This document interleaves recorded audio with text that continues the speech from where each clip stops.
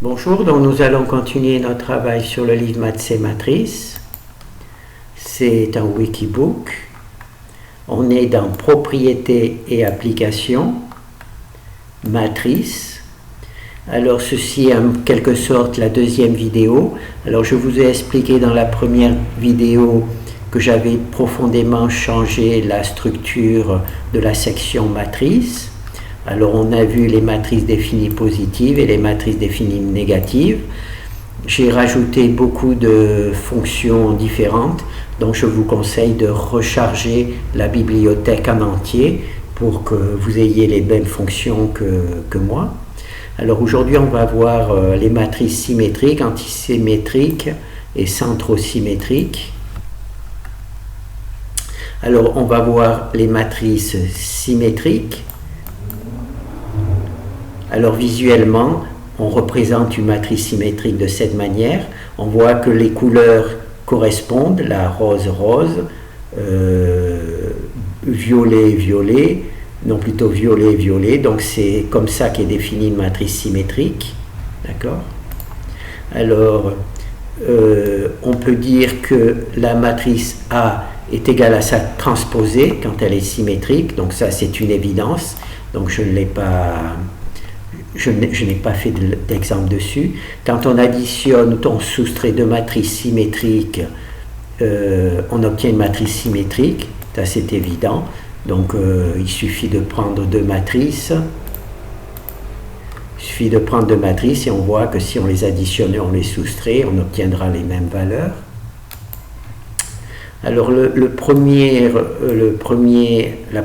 particularité, c'est quand on multiplie deux matrices symétriques, on peut se poser la question, quel sera le résultat? Alors quand on multiplie deux matrices symétriques, malheureusement, elles ne sont pas symétriques.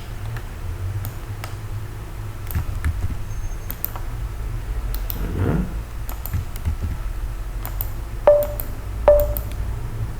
Donc quand on additionne deux matrices symétriques, on obtient bien une matrice symétrique, mais quand on multiplie A par B, la matrice résultat n'est en règle générale pas symétrique.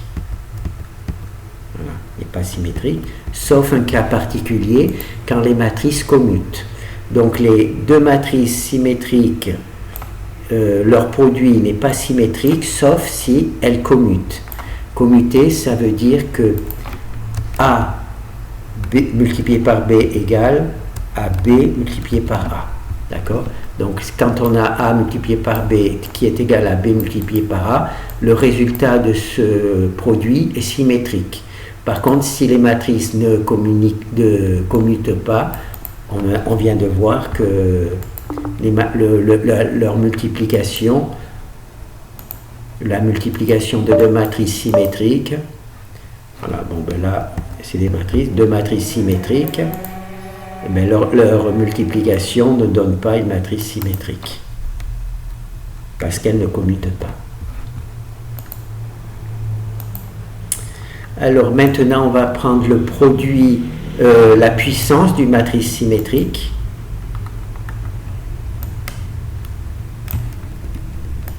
Alors, la puissance... Alors, la puissance, c'est ici, on va ici, donc ça va faire A puissance 2 par exemple, donc c'est égal à A. Donc là, on va voir que AA, c'est égal à A. Donc, on peut dire que la matrice A commute par rapport à elle-même. Et donc dans ce cas-là, comme quand on va faire la multiplication, on va prendre la puissance de la matrice A à la puissance 2, d'accord? C'est comme si on avait le produit de A par A, et donc on voit que là, le résultat A par A ou A par A, c'est égal, donc on peut dire que là, on se trouve avec des matrices qui commutent, donc normalement, la puissance de la matrice A, par exemple à la puissance 2, eh bien, ça devrait donner des matrices symétriques. On a vu que quand on multiplie A par une matrice symétrique A multipliée par une matrice symétrique B ne donne pas nécessairement une matrice symétrique, sauf si elle commute. Mais là, comme on fait A par A, naturellement, ça commute. Donc, la puissance d'une matrice A va commuter. Donc là, je vais changer, je vais mettre 2 à la place de valeur aléatoire pour la puissance. Donc là, c'est pas de chance. Donc là, on a une matrice symétrique. On la prend à la puissance 2, d'accord? Et là, on voit qu'on obtient encore une matrice symétrique. Là, c'est le principe que ça commute. On ne les voit pas puisque c'est les mêmes, mais elles commutent, d'accord? Dans le sens AB égale ABA avec A égale B. Voilà. Et donc on peut dire qu'elles commutent. Et on obtient bien des matrices symétriques. Alors là, on a vu avec simplement la puissance 2, mais elle commute même à toutes les puissances. Donc là, je vais remettre des valeurs aléatoires. Donc on va mettre entre, disons que 6, entre 6 et truc pour la puissance. Donc là, on a la puissance 4 et on obtient bien des matrices qui commutent. On obtient bien des matrices qui commutent. Voilà, donc là, c'est la puissance 7. À la puissance 7, on obtient bien des matrices qui commutent. Là, c'est la puissance 3 et on obtient bien des matrices qui commutent. Voilà. Alors, si l'inverse d'une matrice symétrique existe, elle est symétrique. Donc, si certaines matrices peuvent être symétriques sans être inversibles. Un exemple, moins 6, moins 6, moins 6, moins 6. Cette matrice est bien symétrique puisque on a les valeurs symétriques identiques. Par contre, elle n'est pas inversible puisque là c'est deux lignes identiques, donc le déterminant est nul, donc la matrice n'est pas. Donc on peut avoir des matrices symétriques qui ne sont pas inversibles. Par contre, si elle est inversible, si la matrice est inversible, eh bien, son inverse est symétrique. Donc c'est ce qu'on va voir maintenant. C'est pas évident, donc c'est intéressant de le voir numériquement. Donc là, on a une matrice symétrique. Et bien, voilà, je suis resté dans les puissances, je n'ai pas recopié. Qu'est-ce qui se passe? Je n'ai pas recopié. Ah, je n'ai pas recopié ici l'inverse. Voilà.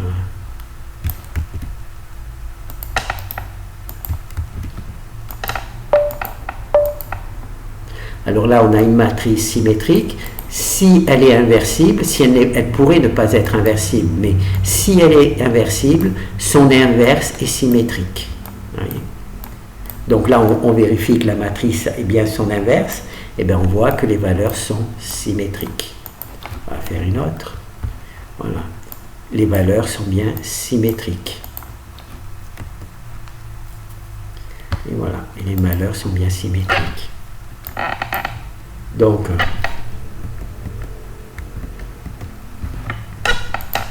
on a vu un certain nombre de propriétés. Alors, la matrice symétrique, hein, on va revoir, hein, visuellement, c'est représenté comme ça. Hein, c'est représenté comme ça, une matrice symétrique. Les couleurs correspondent à une valeur, et si elles ont les mêmes valeurs, et bien, elles ont la même couleur. Voilà, c'est une manière de représenter les matrices. Alors, A est égal à sa transposée, c'est normal puisque on a vu ça. Hein. Si je prends la transposée de ça, eh ben, j'obtiens la même matrice. Donc c'est pour ça qu'elle est égale à sa transposée. La somme ou la différence de deux matrices symétriques et symétriques. Donc là, comme c'est évident, je n'ai pas écrit de programme. Par contre, le produit de deux matrices symétriques n'est pas symétrique. Le produit de deux matrices symétriques n'est pas symétrique, sauf si elles commutent. et être capable de fabriquer des matrices symétriques qui commutent, c'est très dur. Donc je ne suis pas capable. Donc je vous ai montré juste deux matrices symétriques qui ne donnent pas des matrices symétriques. Alors par contre, quand on apprend la puissance, là elles deviennent symétriques. Pourquoi? Vous vous rappelez? Parce qu'en fait, elles commutent. A multiplié par A, ça commute avec A multiplié par A. Hein, c'est normal puisque c'est le même calcul. Donc en fait, c'est pour ça que la puissance, alors que la multiplication ne commute pas, hein, donc la multiplication ne permet pas d'obtenir de deux matrices symétriques, ne permet pas d'obtenir une matrice symétrique. Par contre, le produit, la puissance, oui, puisque en fait, c'est des matrices qui commutent, puisque A multiplié par A, c'est égal à A multiplié par A. Ensuite, l'inverse d'une matrice symétrique est symétrique, donc si elle est inversible, elle peut ne pas l'être, mais si elle est inversible, elle est symétrique. C'est ce qu'on a vu aussi.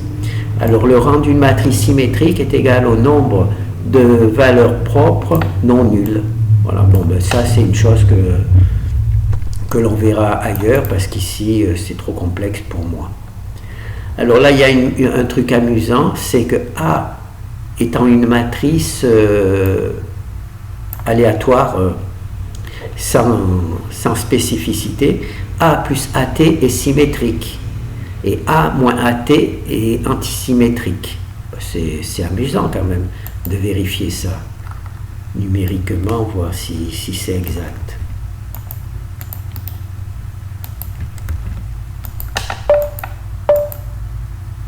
Alors là, j'ai une matrice A. Alors je prends A plus AT, AT étant naturellement sa transposée, et j'obtiens une matrice symétrique. Alors que A n'est pas symétrique. 9, 8, 5, 8, donc c'est pas symétrique. Par contre, la somme de A plus sa transposée est symétrique, d'accord? On voit, hein? Moins 1, et que A moins AT est antisymétrique. Antisymétrique, c'est 0 sur la diagonale, c'est ce qui caractérise une matrice antisymétrique, et que les valeurs opposées, en quelque sorte, les valeurs sont opposées. Plus 9, moins 9, plus 17, moins 17, plus 16, moins 16. Voilà.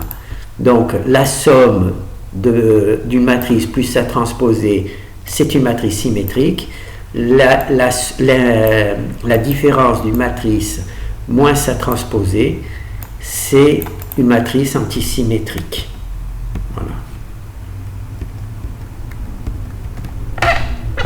Et ce qu'il y a encore donc, on va revoir, la somme d'une matrice A aléatoire plus sa transposée est symétrique, et la différence d'une matrice A et sa transposée est antisymétrique.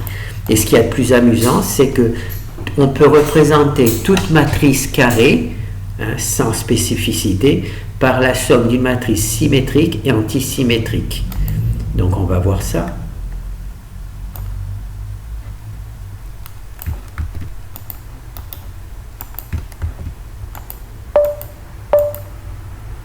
Donc là, on a une matrice aléatoire, totalement aléatoire. On va calculer la somme de A plus sa transposée. Ça va nous donner une matrice symétrique. On va calculer la différence, A moins AT. Ça va nous donner une matrice antisymétrique. Et la matrice symétrique divisée par 2 plus la matrice antisymétrique divisée par 2, ça nous redonne la matrice A. Alors, on a A, on prend la transposée de A, on additionne A plus AT, d'accord? Donc ça nous fait A plus AT. Là, on soustrait A moins AT, donc ça nous fait A minus AT. On le divise ici par 1/2, donc ça nous donne cette valeur-là. Et quand on additionne cette valeur-là à cette valeur-là, où là c'est A minus divisé par 2, on obtient A2, et le A2 ici, hein, est égal à A. Voilà. Le A2 ici est égal à A. Et on voit que c'est bien égal. Là, ces deux valeurs sont égales. Cette valeur-là, c'est la valeur aléatoire. Et cette valeur-là, c'est la valeur calculée à partir de A, plus AT divisé par 2, plus A moins AT divisé par 2. Et on obtient bien la valeur. Donc, ça veut dire que toute matrice carrée peut être définie comme une matrice symétrique plus une matrice antisymétrique. Le tout divisé par 2. Donc ça, c'est bon. Après, toute matrice congruente, là, la symétrie implique là. Bon, après, là, je vais pas toutes les faire parce que c'est trop compliqué tout ça.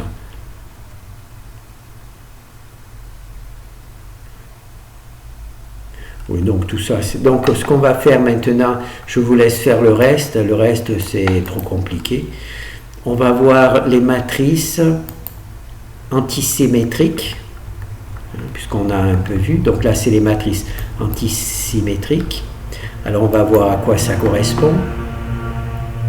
Ah, il n'y a pas de dessin pour les matrices antisymétriques. Bon, là, en gros, c'est comme ça. Il y a 0 sur la diagonale, et les valeurs qui se correspondent sont opposées.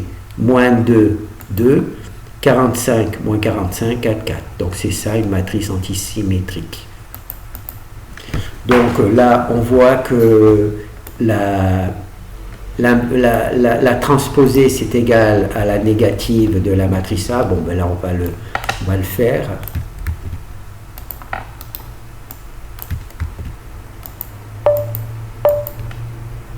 Voilà, donc là, on a notre matrice A et AT. On voit que elles sont égales. Donc la matrice transposée, c'est égal à moins A. Donc là, on a moins A. Et là, on l'a transposée. On voit que c'est les mêmes valeurs. Alors la matrice antisymétrique, c'est 0 sur la diagonale. Et les valeurs opposées, plus, moins. Plus, moins. Et moins, plus. Voilà. Donc là, c'est les valeurs antisymétriques. Si le nombre est impair, le déterminant est nul. Si le nombre de lignes, ah ben on va voir. C'est une propriété particulière qui pourrait être intéressante. Alors là, on a un nombre de lignes impaires, et on voit que le déterminant est nul. Là, toujours le nombre 5 lignes, donc il est impair, déterminant nul. Et là, on voit le nombre de lignes, il est pair, le déterminant n'est plus nul. Ligne impaire, le déterminant est nul. Ligne paire, le déterminant n'est pas nul. Voilà. Donc, c'est une caractéristique, hein, c'est toujours bon à savoir. Si le nombre de lignes est impair, le déterminant est nul. Si le nombre de lignes est pair, le déterminant est positif et peut se calculer, est positif et on peut calculer l'inverse. Ah, d'accord.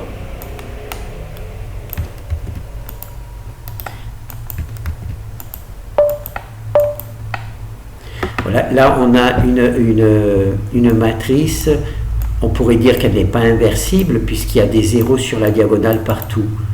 Mais comme son déterminant, comme le nombre de lignes est pair, le déterminant n'est pas nul, et ben on peut en calculer l'inverse. Moi, je pensais qu'une matrice dont toutes les valeurs sur la diagonale étaient nulles, on aurait une matrice dans le terme non inversible. Eh ben non, on peut quand même inverser. Voyez. Donc là, on a une matrice qui est carrée, non, qui est antisymétrique.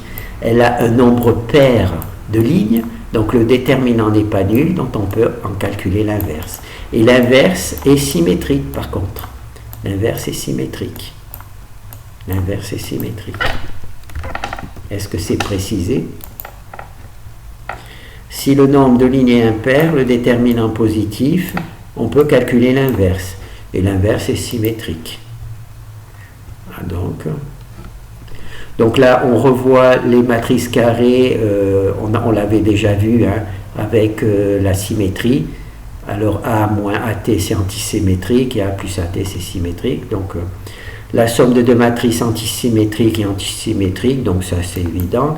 La multiplication par un scalaire et antisymétrique, c'est évident aussi. La trace du matrice anti est nulle. C'est normal puisque la diagonale, il n'y a que des zéros, donc c'est évident que c'est nul.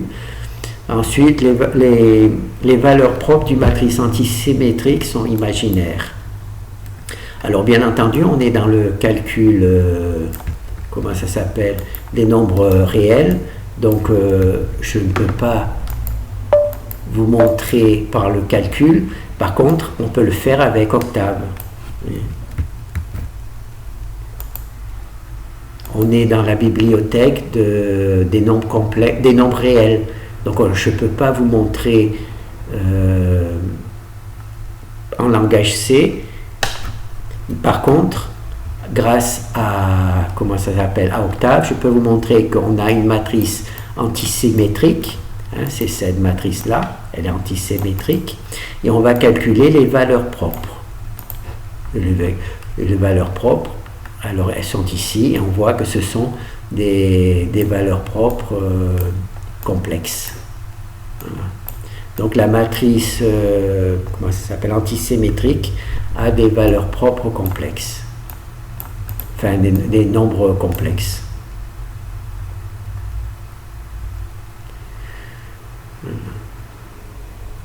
Et ça, c'est les vecteurs propres, ils sont aussi complexes. Donc ça, c'est juste pour vérifier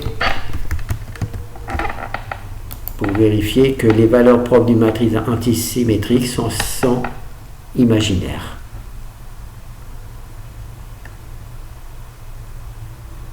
Ah, là, il y a un petit problème.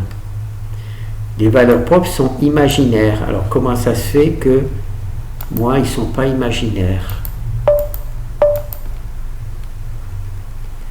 Donc, la matrice là est bien symétrique, antisymétrique.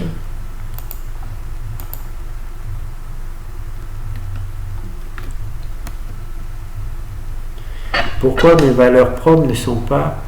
Ah, elles sont imaginaires, simplement, ici, c'est 0, puisque c'est 10 puissance moins 13.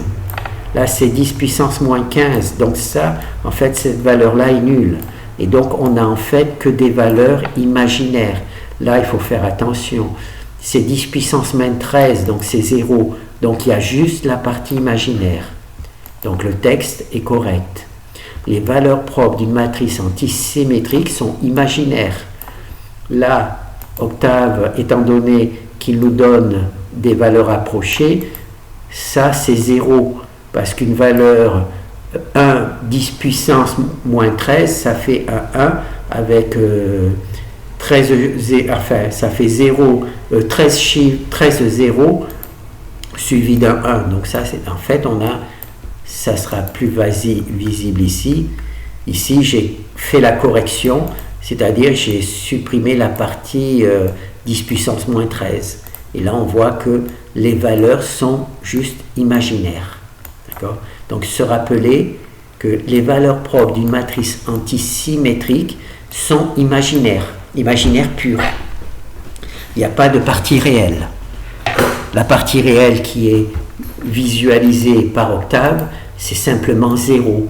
Mais Octave, quand il y a un chiffre 10 puissance moins 13, il ne le transforme pas en 0. Il le garde en valeur normale. Donc ça, c'est bon.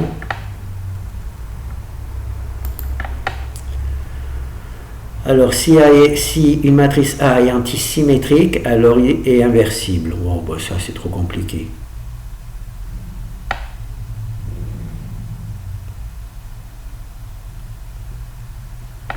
Bon, bah, ça, c'est trop compliqué. Donc ça, je vous laisse regarder tout seul, parce que c'est trop compliqué. Donc là, on a vu les matrices... On a vu les matrices symétriques, les matrices antisymétriques, on a vu quelques propriétés. Maintenant, on va voir les matrices centrosymétriques. Ça, j'ai découvert ça, c'est centrosymétrique. Voilà, c'est ça une matrice centrosymétrique. C'est-à-dire que les valeurs là sont en correspondance avec celles-là, les valeurs là avec là. Donc c'est plus de la symétrie, hein, c'est quelque chose de différent. Ces trucs. Alors, est-ce que j'ai été capable de faire? Donc là, on a les matrices centraux. Donc là, c'est les matrices centraux aléatoires. Donc c'est juste vous montrer que je suis capable de faire des matrices centraux, je sais pas quoi là, centrosymétriques. Donc là, on ne va pas étudier une propriété, on va juste voir. Donc là, cette valeur-là est en relation avec cette valeur-là. Cette valeur-là est en relation avec cette valeur-là.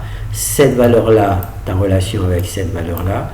Cette valeur-là est en relation avec la diagonale, donc ça va faire 268. Elle est là. Hein. Donc ça fait toute cette droite-là, ça vient là. Cette valeur-là, elle passe par 84, donc elle a... Et le centre, c'est 94. Voilà. Et donc tout tourne autour. Voilà, 480, 194, 253. Donc on a une matrice centrosymétrique. Et bien, essayez de l'écrire. Voilà, le code de centrosymétrique. Par contre, je pourrais en montrer plusieurs quand même. Peut-être qu'il y a avec des plus petites. Voilà, là c'est plus petit. Donc 188, 188, 540, 540, 178, 178 et 147, 747. Et on voit que c'est centrosymétrique. Voilà. Donc on va voir rapidement les propriétés. Donc c'est ici, hein, centrosymétrique. Ça ressemble à ça. Est-ce que, voilà. Voilà, c'est A, A, B, B, D, D, C, C. Voilà. Donc là, on va essayer de voir une propriété. Alors la somme et la différence de centrosymétrique et centrosymétrique, donc c'est évident, je ne l'ai pas fait. Multiplié par un scalaire, ça ne change rien, donc c'est évident. Par contre, le produit de matrice centrosymétrique, qu'est-ce que vous en pensez? Quand c'est symétrique, ça ne passe pas. Hein. Quand c'est symétrique, le produit n'est pas symétrique, sauf si elle commute. Mais là, les centrosymétriques, donc là on a une centrosymétrique, là on en a une deuxième, et quand on fait le produit, eh ben on obtient une centrosymétrique. Voilà. Le produit conserve la centrosymétrie, alors qu'il ne conserve pas la symétrie. Donc là on a des matrices centrosymétriques, hein, de matrices aléatoires, et leur produit, eh ben, c'est centrosymétrique. Donc là c'est moins 3, plus 2, et là moins 46, moins 46. Et là on voit 128, 128, 68, 68, on a bien des trucs... voilà. Donc c'est étrange que ça conserve que le produit de deux matrices centrosymétriques est centrosymétrique. Et maintenant, on va voir l'inverse. L'inverse d'une matrice centrosymétrique, ça serait marrant que ça conserve aussi le truc, parce que l'inverse, c'est quand même une opération complexe.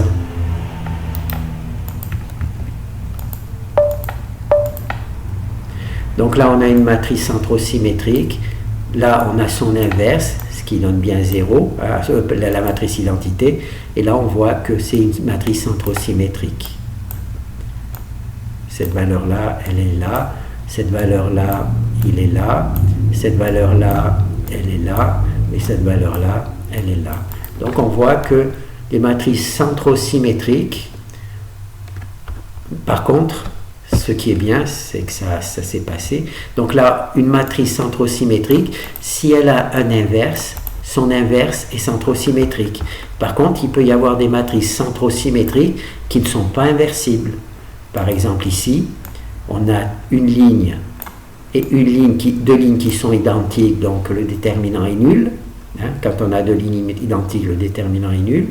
Ou deux colonnes identiques, le déterminant est nul. Elles sont bien centrosymétriques, plus, de plus, de plus, de plus, de plus, de plus, moins 7, moins 7, donc c'est bien centrosymétrique. Par contre, le déterminant étant nul, donc les matrices centrosymétriques, si elles sont inversibles, leur inverse est centrosymétrique. C'est ce que l'on vient de voir. Voilà. Cette valeur-là, c'est là. Cette valeur-là, c'est là. Cette valeur-là, elle est là. Et cette valeur-là, elle est là. Donc on est bien centrosymétrique. Voilà. Donc là, je me suis amusé un petit peu à faire des propriétés. Bon, ben, je ne vais pas tout vous montrer parce que il y en a qui sont trop complexes. Vous pourrez les voir par vous-même. Alors, on a vu dans la vidéo précédente matrice définie positive et matrice définie négative. Et là, on a vu les matrices symétriques, antisymétriques et centrosymétriques. Donc là, j'ai fait beaucoup de boulot. Hein.